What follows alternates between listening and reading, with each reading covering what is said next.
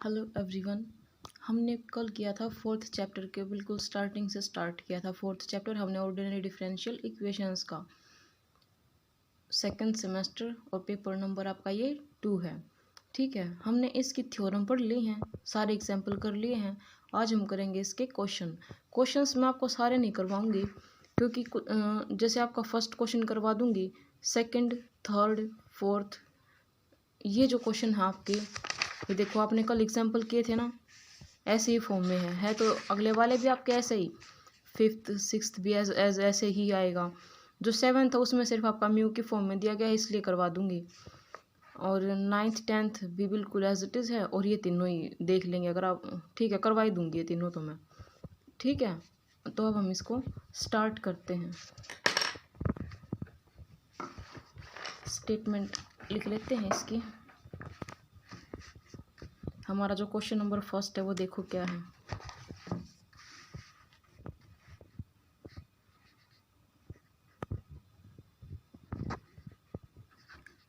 d2y dx square plus a plus B dy by dx plus A B Y is equal to 0। ये आपकी equation है। अब इस question को solve करते हैं। ये क्या है, आप इसको इक्वेशन नंबर 1 मान लोगे। ये क्या है आपकी गिवन इक्वेशन। इसके ऊपर क्या लिखोगे, द गिवन इक्वेशन इज, आपकी गिवन इक्वेशन ये है। अब आप इसको सिंबॉलिक फॉर्म में लिखोगे। कैसे लिखोगे, सिंबॉलिक फॉर्म में। The symbolic form of the equation is, symbolic form में लिखने का क्या मतलब है, आपके जो डिफरेंशिएशन की फॉर्म में दे रखे हैं इसको आपको डी से रिप्लेस करना है। आप इस इक्वेशन को लिख कैसे सकते हो, अगर हम इसको ओपन करके लिखें तो क्या है ये, डी एक्स स्क्वायर, और किसके ऊपर ऑपरेट किया गया, वाई फंक्शन के ऊपर। ए प्लस बी हमारा कांस्टेंट है, और जो डी बाई डी एक्स है हमारा वो किसके ऊपर ऑपरेट किया गया, वाई फंक्शन के ऊपर, प्लस ए बी, और आपका वाई इज इक्वल टू 0। अब देखो, अब आप इसको आगे क्या लिख सकते हो, जो आपकी ये वाली चीज़ है इसको आप क्या लिख सकते हो, डी स्क्वायर लिख सकते हो, और वाई आपका है ही आपका A plus B as it is, और इस वाली चीज़ को आप क्या लिख सकते हो, डी लिख सकते हो, और वाई आपका ये फंक्शन है ही A plus B Y is equal to 0। अब क्या करोगे, इस पूरी इक्वेशन में से वाई को कॉमन ले लोगे, अंदर क्या बच जाएगा, D square A plus B, और अंदर और क्या बचा आपका डी, और प्लस ए बी, और बाहर आपका क्या है function, Y is equal to 0 है। अब देखो, आपकी ये वाली जो इक्वेशन है ये क्या है, ये आपकी ऑक्सिलरी इक्वेशन है। क्या इक्वेशन है ये, ऑक्सिलरी इक्वेशन है ये आपकी। तो आप अपनी ऑक्सिलरी इक्वेशन को एक बार यहाँ पे लिख लो, D square A plus B D, और A plus B is equal to 0। ठीक है, अब इस इक्वेशन से क्या करना है आपको डी के यहाँ पे आपको रूट निकालने हैं। क्या क्या रूट निकलेंगे, देखो आप कैसे लिखते थे, रूट कैसे निकालते क्वाड्रेटिक इक्वेशन में। फॉर एग्जांपल इसका जो कोफिशिएंट है वो आपका ए मान लिया हमने, वो ए की वैल्यू है यहाँ पे 1, बी की क्या है ए प्लस बी, और सी की क्या है ए बी। तो हम निकालते कैसे हैं, ऐसे निकालते हैं कि कोई भी यहाँ पे दो ऐसी टर्म लेनी होती हैं, अगर इसको और इसको मल्टीप्लाई करें तो ये ए बी बनना चाहिए, और अगर उन दोनों टर्म्स को ऐड करें तो ए प्लस बी बनना चाहिए। हमारे पास ऑलरेडी हैं ही। तो हमारे क्या क्या टर्म निकलेंगे यहाँ से, हमारे डी के जो रूट निकलेंगे वो क्या निकलेंगे, माइनस ए और माइनस बी। अब ये देखो, ये जो आपके रूट निकले हैं दोनों, ये दोनों आपके क्या हैं, रियल रूट हैं, प्लस दोनों अलग अलग हैं तो डिस्टिंक्ट। ये दोनों रूट आपके रियल हैं और डिस्टिंक्ट हैं। अगर दोनों रूट आपके रियल हैं और डिस्टिंक्ट हैं तो क्या हमारा जो जनरल सॉल्यूशन निकलता है वो कैसे निकलता है, y is equal to C1 और हमारा एक्सपोनेंशियल माइनस ऑफ m1 की जगह क्या वैल्यू आएगी a और साथ में क्या x प्लस हमारे दूसरे के लिए क्या लिखेंगे रूट के लिए c2 e की पावर माइनस b और x। ये हमारा आंसर हो गया। ठीक है, ऐसे ही आपका question number 2nd, 3rd, 4th, 5th मैं करवा देती हूँ। 6th फिर ऐसे ही, या फिर 5th को खुद ही कर लेना। जो क्वेश्चन ना आए ना उसका आप कमेंट बॉक्स में नंबर लिख देना, क्वेश्चन का नंबर कि कौन सा क्वेश्चन नंबर है ये, वो मैं फिर बता दूंगी आपको वापस से। ठीक है, अब हम देखते हैं क्वेश्चन नंबर 7। क्या है आपका question number 7? d2y by dx² plus mu square Y is equal to 0। ये दे रखा है आपको। अब देखो ये तो काम इन्होंने हमारा और भी ज़्यादा आसान कर दिया। कैसे कर दिया? इस इक्वेशन को लिख क्या सकते हो आप, d2 dx² वाई फंक्शन के ऊपर ऑपरेट कर रहे हैं, ये म्यू स्क्वायर वाई और इज इक्वल टू 0। इसको क्या लिख लेंगे? इसको लिखोगे आप d² Y plus mu square Y is equal to 0 और d² प्लस म्यू स्क्वायर और y हमने कॉमन ले लिया इज इक्वल टू 0। ये वाली हमारी ऑक्सिलरी इक्वेशन हो गई। अब यहाँ से वैल्यू निकालो, d की वैल्यू क्या निकलेंगी बताओ, क्या निकलेंगी? देखो d², अगर इसको यहाँ पे लिखते हैं d² plus mu square is equal to 0 लिख लिया। इसको इक्वल के साइन से इधर लेके आएंगे तो क्या आएगा, d is equal to minus mu square. आप इसको क्या लिख सकते हो, म्यू स्क्वायर आयोटा लिख सकते हो। आयोटा आ गया तो इसका मतलब ये क्या है, आपका इमेजिनरी पार्ट है और डी की वैल्यू अगर आप निकालोगे तो क्या निकलेगी, प्लस माइनस म्यू और आपका आयोटा साथ में है ही। अब आपके जब रूट ये निकले हैं तो ये रूट आपके इमेजिनरी फॉर्म में निकले हैं, और जब हमारे रूट इमेजिनरी फॉर्म में होते हैं तो हम आंसर कैसे लिखते हैं, उसका सॉल्यूशन कैसे निकालते हैं, y is equal to c1 और हमारा जो कोस है वो लिखेंगे कोस, और क्या है हमारा म्यू। अब हम प्लस वाले पॉइंट के लिए कर रहे हैं तो म्यू एक्स, और प्लस में आपका ये आपका c1 था तो दूसरा क्या हो जाएगा c2 और साइन म्यू एक्स। ये तो बिल्कुल ही ईजी था। ठीक है, अब देखते हैं क्वेश्चन नंबर, देखो और क्या क्या है। इसमें आपका म्यू स्क्वायर है, इसमें 4 है, 4 को इधर लेके जाओगे -4 बन जाएगा और 4 आयोटा बन जाएगा। तो फिर 4 को क्या लिख सकते हैं, अगर यहाँ से डी की वैल्यू निकालेंगे +-2 आयोटा, फिर से वही आपका इमेजिनरी पार्ट बन जाएगा। इसके फिर वही आपके कोस और साइन के फॉर्म में लिखने हैं।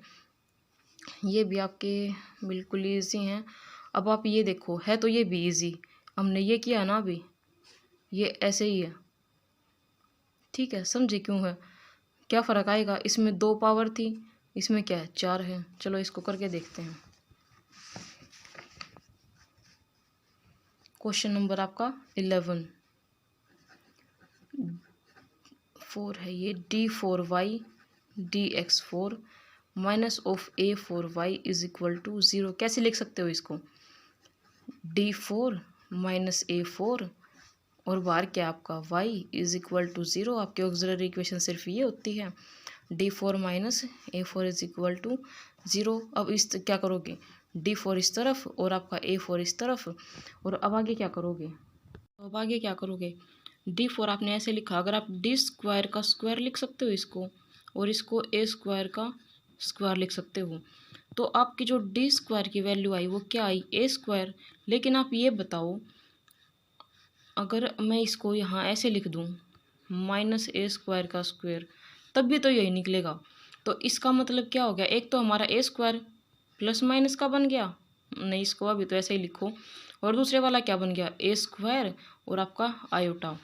और अब आप d की वैल्यू निकालते तो कैसे निकालोगे, प्लस माइनस a बन जाएगा एक तो आपका, और दूसरे वाला क्या बन जाएगा, प्लस माइनस a और आपका आयोटा साथ में है ही। ठीक है, अब आपके ये रूट बन गए। अब आप ये देखो,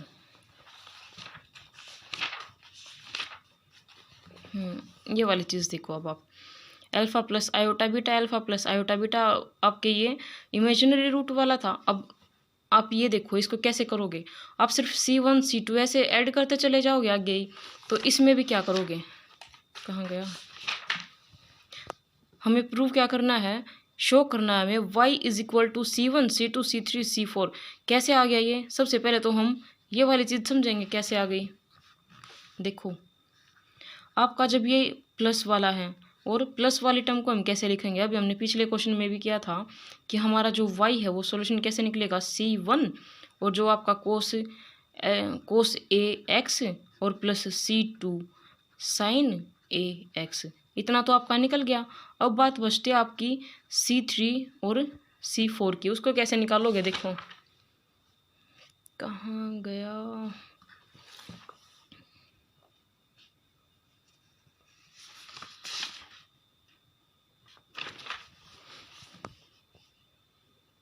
ये आपका हाइपरबोलिक वाला ये वाली जो टर्म आपकी, ये C1 आपका हो गया, ये C2 हो गया। ऐसे ही अगर जैसे जैसे आपके कांस्टेंट इंक्रीज होते जाएंगे आप इनको भी इंक्रीज करते जाओगे, तो इस फॉर्म में आप क्या लिख सकते हो इसको, या तो आप इसको ऐसे लिख लो या फिर ऐसे लिख लो, कोई फ़र्क नहीं पड़ता। लेकिन हमें क्वेश्चन में कैसे पूछा गया है, हमें क्वेश्चन में दिया गया है कि हाइपरबोलिक की फॉर्म में भी निकालना है। हमारा ये वाला पार्ट तो निकल गया, अब हमारा बचता क्या है, ये C3 और C4 वाला। अब आप इसको देखो सकते हैं हम अभी इसको आगे a और e की पावर a x लिख सकते हैं, और प्लस में क्या लिखेंगे, b e की पावर माइनस a x। क्यों लिखेंगे? क्योंकि एक बार प्लस में चलता है और एक बार हमारा माइनस में चलता है। अब आप नंबर थ्योरी वाला जो टॉपिक पढ़ रहे हो, नंबर थ्योरी और ट्रिग्नोमेट्री में आपका जो ट्रिग्नोमेट्री आप पढ़ते हो उसमें क्या है, और सबसे पहले ये देखो कि आपके जो a और b हैं वो क्या हैं। आपके a और b दोनों क्या हैं, आर्बिट्रेरी कॉन्स्टेंट्स।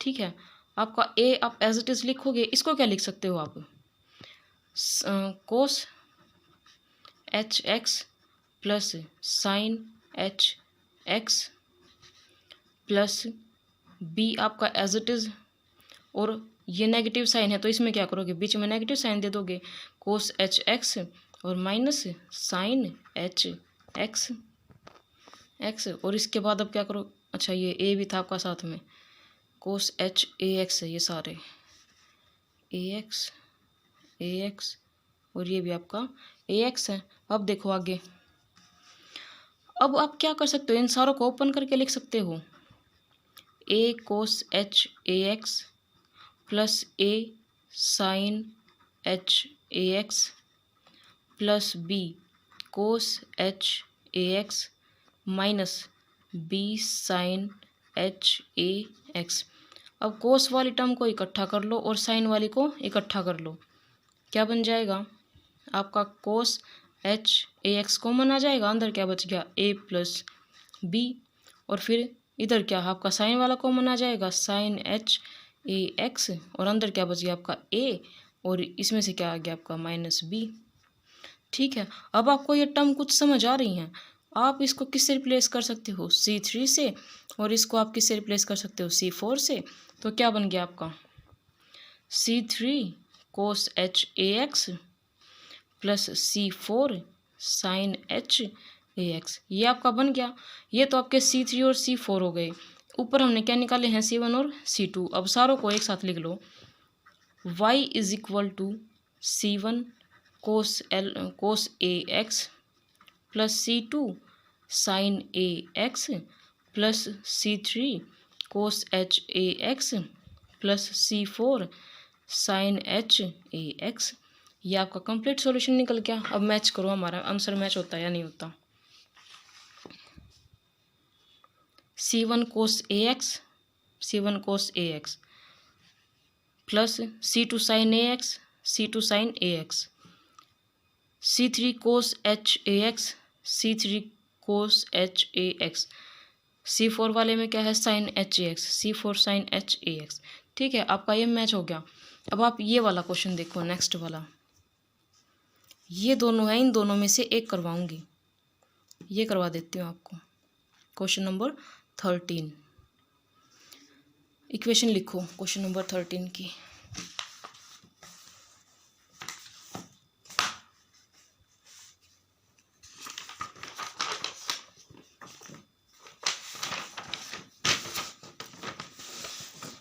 1 मिनट रुको भाई, मैं पेज को फोल्ड कर लेती हूँ एक बार। देखो अब क्वेश्चन नंबर आपका 13 है। इक्वेशन लिखो आपकी क्या है, d2y dx² plus y is equal to 0। और आपको दे क्या रखा है, आपको दे रखा है y इज इक्वल टू 2 है और x इज इक्वल टू 0 है। और जो आपका फिर से y है वो क्या आपका -2 है और x क्या है π/2 है। ठीक है, अब करते हैं हम इस क्वेश्चन को सोल्व। देखो अब इसको आप क्या लिख सकते हो, इसको आप लिख सकते हो d² प्लस 1 और यहाँ से y आपका कॉमन आ जाता है इज इक्वल टू 0 लिख सकते हो इसको। अब ये आपकी ऑक्सिलरी इक्वेशन है, हमें काम सिर्फ इसी से होता है। d² plus 1 is equal to 0, तो d² आपका किसके इक्वल आ गया -1 के, और -1 को क्या लिख सकते हो आप आयोटा लिख सकते हो।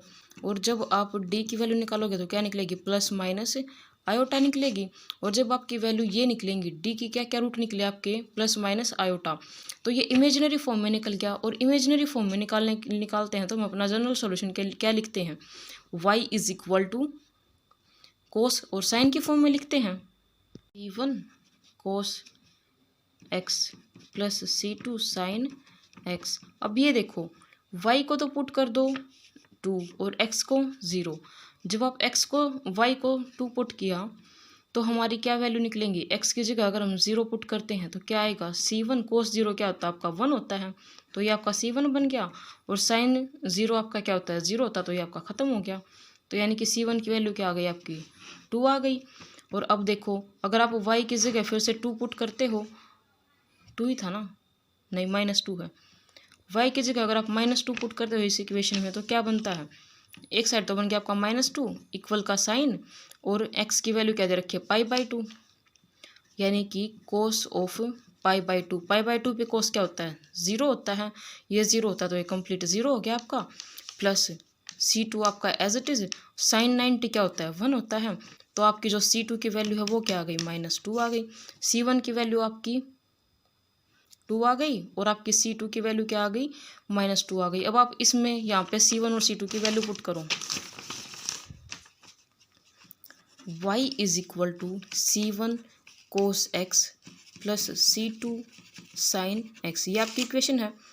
तो क्या करो, c1 की जगह क्या पुट करोगे 2 कोस x, ये प्लस का साइन है, लेकिन हमारी जो c2 की वैल्यू निकली वो क्या निकली, नेगेटिव में निकली है, तो 2 और साइन x।